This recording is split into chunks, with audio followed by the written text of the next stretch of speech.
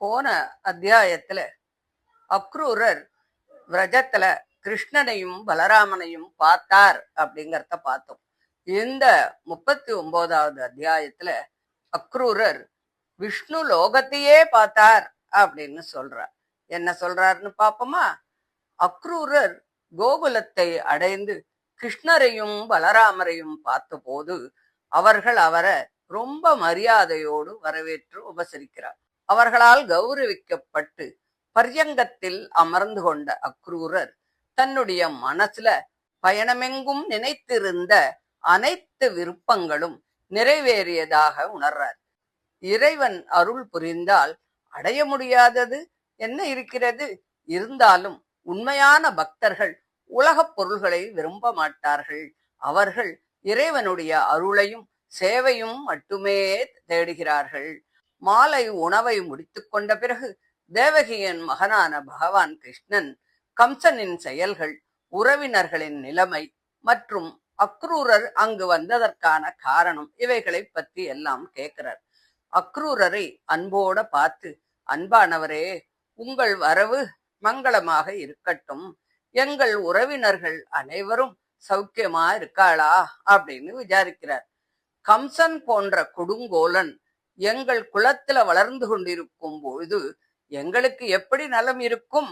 அவன் எங்கள் உறவினர்களுக்கும் மக்களுக்கும் துன்பத்தை தான் உண்டாக்குகிறான் அப்படின்னு சொல்றார். வசுதேவரும் தேவகியும் அனுபவித்த துயரங்களை நினைச்சு எங்கள் பெற்றோர்களுக்கு மிகப்பெரிய துயரம் ஏற்பட்டது. எங்களால் தான் அவர்கள் சிறையிலே அடைக்கப்பட்டார்கள்.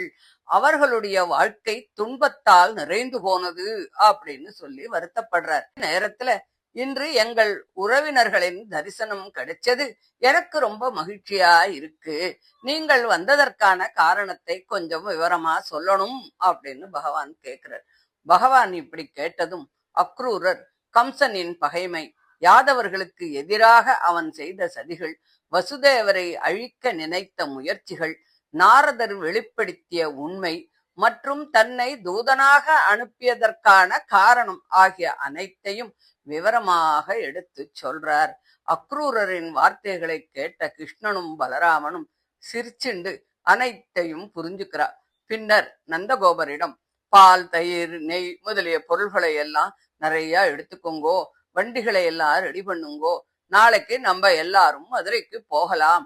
அங்க மன்னனுக்கு இந்த பொருள்களை எல்லாம் காணிக்கையா கொடுக்கலாம். பெரிய விழா கூட நடக்க போறது, எல்லாரும் அங்க போறா அப்படின்னு சொல்றார். இந்த செய்தி கோகுலம் முழுக்க பரவி போயிடுது. கிருஷ்ணனும் பலராமனும் மதுரைக்கு போகிறார்கள் அப்படின்னும் அவளை அழைச்சுண்டு போக அக்ரூரர் வந்திருக்கார் அப்படின்னும் கேட்ட கோபிகளோட மனசு அப்படியே உடைஞ்சு போச்சு. சிலருடைய முகம் அப்படியே வாடி போயிடுது. சிலர் ஆடை, வளையல், கூந்தல் இவைகளை எல்லாம் கூட கவனிக்காம விட்டுட்டா. சிலர் முழுமையாக கிருஷ்ணன் நினைவிலேயே மூழ்கி வெளி உலகத்தையே மறந்துட்டா. அவர்களுடைய மனசு முழுக்க கிருஷ்ணனிடமே சென்று தங்கியதால அவர்கள் இந்த உலகிலே இருந்தாலும் வேறு உலகத்துல வாழறவா மாதிரித்தான் இருந்தா. இறைவனிடத்தில் உண்டான ஆழ்ந்த பக்தி மனிதனை உலகப் பற்றுகளில் இருந்து விலக்கி ஆன்மீக உணர்வின் உலகத்துக்கு கொண்டு போயிடுறது. சிலர் கிருஷ்ணனின் அன்பு கலந்த புன்னகையையும் இனிய உரையாடல்களையும் நினைச்சு பார்க்கிறா. சிலர் அவரோட மென்மையான நடை, கவர்ச்சியான அங்க அசைவுகள், அன்பான பார்வை, நகைச்சுவை கலந்த பேச்சு, வீரச் செயல்கள் இதெல்லாம் நினைச்சு பார்க்கிறா. இப்படி நினைச்சுட்டே இருந்த கோபியர்கள் பிரிவினுடைய அச்சத்தால நடுங்கி போறா. அவ எல்லாரும் ஒன்னா சேர்ந்து கண்ணீர் நிரம்பிய முகத்தோடு பேசுறதுக்கு ஆரம்பிக்கிறா. ஓ விதியே, உயிர்களை ஒன்று இணைத்து அன்பை வளர்த்துட்டு அவர்கள் விருப்பங்கள் நிறைவேறுவதற்கு முன்பு அவர்களை இப்படி பிரிக்கிறையே, இது ஒரு குழந்தையின் விளையாட்டை போல கொடுமையானது. எங்கள் கண்களுக்கு ஆனந்தமாக இருந்த கிருஷ்ணனின் முகத்தை காட்டிவிட்டு இப்போது அதை எங்களிடம் இருந்து மறைக்கிறாயே, இது நீதி அல்லவே அப்படின்னு அவள்லாம் சொல்றாள். அக்ரூரர் என்று அழைக்கப்படுபவர் உண்மையில் எங்கள் மீது கருணையற்றவராகத்தான் நடந்துக்கிறார். எங்கள் கண்களின் செல்வமான கிருஷ்ணனை அவர் எடுத்து போகிறார். உலகில் உள்ள எல்லா அழகுகளும் ஒரே இடத்தில் திரண்டது போல தோன்றும் அந்த முகத்தை நாங்கள் கண்டோம். இப்போது அதை எங்களிடமிருந்து அவர் பிரிக்கிறாரே அப்படின்னு சொல்லி வருத்தப்படுறா. அவர்கள் கிருஷ்ணனை பற்றிய தங்கள் அன்பை வெளிப்படுத்துறார். நந்தனின் மகனான கிருஷ்ணன் எங்களை நோக்கி பார்ப்பாரா? நாங்கள் வீடுகளையும் உறவினர்களையும் கணவர்களையும் பிள்ளைகளையும் விட்டுவிட்டு அவருக்கே சேவை செய்ய வந்தோம். அவர் எங்களுக்கு மிகவும் பிரியமானவர் அப்படிங்கிறார். உண்மையான பக்தனுக்கு இறைவன் உலகில் உள்ள அனைத்தையும் விட மேலானவராக மாறிவிடுகிறான் அப்படிங்கிறத இந்த கோபிகளினுடைய நிலைமை நல்லா வெளிப்படுத்துறது. மதுரையின் பெண்கள் என்று பாக்கியசாலிகள். அவள்லாம் கிருஷ்ணனின் முகத்தை பார்த்துட்டு இருக்க போறா. அவரது புன்னகை அமுதத்தை அவ அனுபவிக்க போறா. எங்களுக்கு இந்த பிரிவு நேர்ந்திருக்கு அப்படின்னு சொல்றா. அவர்களுடைய இனிமை பேச்சுகளால் கிருஷ்ணரின் மனம் கவரப்பட்டு விட்டால் அவர் மீண்டும் எங்களிடம் வருவாரா அப்படி என்ற ஒரு அச்சமும் அவளுக்குள்ள வந்து விடுறது. அக்ரூரரை பற்றி கூறிய அவர்கள், இவருக்கு அக்ரூரர் என்ற பெயர் பொருத்தமில்லை. எங்களை ஆறுதல் கூறாமல் துயரத்தில் ஆழ்த்தியபடி எங்களுடைய பிரியமான கிருஷ்ணனை அழைச்சுண்டு போறார். நாம் சென்று மாதவனை தடுத்து விடலாம். பெரியவர்களால் என்ன செய்ய முடியும்? கிருஷ்ணனின் சங்கத்தை ஒரு கணம் கூட விட்டு இருக்க முடியாத எங்களுக்கு இந்த பிரிவு எப்படி சகிக்க முடியும் அப்படின்னு எல்லாரும் பேசிக்கிறார். அவர்களுடைய நினைவு தொடர்ந்து கிருஷ்ணனை நோக்கியே போனது. அவருடைய அன்பான புன்னகை, இனிய வார்த்தைகள், விளையாட்டுகள், பார்வைகள், அணைப்புகள், ராசலீலைகள் ஆகியவற்றால் எங்களுடைய இரவுகள் ஒரு கணம் போல கடந்து விட்டது. இப்போது அவர் இல்லாமல் இந்த முடிவற்ற இருளை எப்படி கடக்க முடியும் அப்படின்னு நினைக்கிறார். ஒவ்வொரு மாலையும் மாடுகளின் குளம்பு தூசிகளால் அலங்கரிக்கப்பட்டு வேணுவை வாசித்தபடி புன்னகையோடு விரஜத்திற்குள் நுழையும் கிருஷ்ணன் எங்கள் மனத்தை கொள்ளை கொண்டான். இப்போது அவன் இல்லாமல் நாங்கள் எப்படி உயிர் வாழ முடியும் அப்படின்னு சொல்லி எல்லாரும் ரொம்ப உருகி போறா. இப்படி கிருஷ்ண பிரிவால் வாடிய கோபியர்கள் நாணத்தை கூட மறந்து கோவிந்தா தாமோதரா மாதவா அப்படின்னு உறக்க சொல்லி அழறா. அவர்களுடைய அழுகை சாதாரண மனிதனின் துயரமா? இல்லையே, அது இறைவனிடம் கொண்டிருந்த பரிபூர்ண அன்பினுடைய வெளிப்பாடு. இறைவனின் நினைவு ஆழமாகும் போது பிரிவு கூட பக்தியை மேலும் தீவீரமாக்கி விடுகிறது. மறுநாள் காலையில் அக்ரூரர் தேர ரெடி பண்ணிட்டார். நந்தர் முதலான கோப்பர்கள் பால் பொருட்களால் நிரப்பப்பட்ட ஏராளமான குடங்களையும் அன்பளிப்புகள் பலவற்றையும் எடுத்துக்கொண்டு வண்டியில எல்லாரும் ரெடி ஆயிட்டா. கோபியர்களும் கிருஷ்ணனை பின்தொடர்ந்து போறா. நான் திரும்பி வருவேன் என்ற அவருடைய வார்த்தையை எதிர்பார்த்து நிற்கிறா. அவர்களின் துயரத்தை கண்ட கிருஷ்ணன் அன்போடு ஆறுதல் சொல்றார். தேரின் கொடி கண்களுக்கு தென்படும் வரையும், தேரால் எழுந்த தூசி மறையாத வரைக்கும் அவர்கள் அப்படியே அசையாம நிற்கிறார். உயிரில்லாத ஓவியத்தை போல அந்த இடத்திலேயே நிலைச்சு நின்னுட்டு இருந்தார். அதுக்கப்புறம் நம்பிக்கையை இழந்த நிலையில் திரும்பி போனா கூட கிருஷ்ணனின் லீலைகளை பாடிண்டே நாட்களை கழிச்சுருக்கா. இறைவன் கண்களுக்கு மறைந்தாலும் அவரது நினைவு பக்தனின் இதயத்தில் என்றுமே நிலைத்திருக்கும். இந்த நேரத்துல கிருஷ்ணனும் பலராமனும் அக்ரூரரோட சேர்ந்து வேகமாக பயணத்தை செய்து பாவத்தை போக்கும் அந்த யமுனை நதிக்கரையை அடையறா.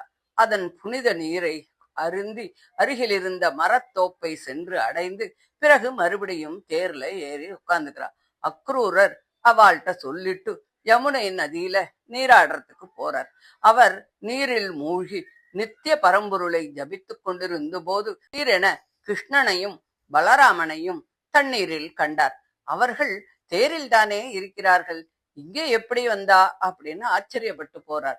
மேலே வந்து பாக்குறார். அவள்லாம் தேர்ல உட்கார்ந்துருக்கா. அப்போ நீரில் கண்டது உண்மையா என்ற எண்ணத்தோடு மறுபடியும் தண்ணிக்குள்ள மூழ்கிறார். இறை அனுபவம் சாதாரணமான அறிவால் புரிந்து கொள்ள முடியாத போது பக்தன் அதை மீண்டும் மீண்டும் உறுதிப்படுத்திக் கொள்ள நினைக்கிறான். அப்போது அக்ரூரருக்கு அதிசயமான தெய்வீக தரிசனம் கிடைத்தது. சித்தர்கள், சாரணர்கள், கந்தர்வர்கள் மற்றும் தலைவணங்கிய அசுரர்களால் துதிக்கப்படும் பரமேஸ்வரனை அவர் பார்த்தார். 1000 தலைகளையும் 1000 பாம்பு தலைகளையும் உடைய ஆதிசேஷன் வெண்மையான ஒரு பர்வதம் போல விளங்கினார். அவரது மடியில மேகச்சாயல் கொண்ட மஞ்சள் பட்டாடை அணிந்த 4 கரங்களுடன் கூடிய பரமபுருஷன் அமர்ந்திருந்தான். தாமரை இதழை போன்ற செம்மை கலந்த அழகு கண்கள், மலர்ந்த முகம், இனிய புன்னகை, கருணை நிறைந்த பார்வை, அழகிய புருவத்தோடு மூக்கு, காதுகள், கன்னங்கள் மற்றும் சிவந்த உதடுகள் ஆகியவை அவருடைய தெய்வீக சௌந்தரியத்தை வெளிப்படுத்தி காட்டியது.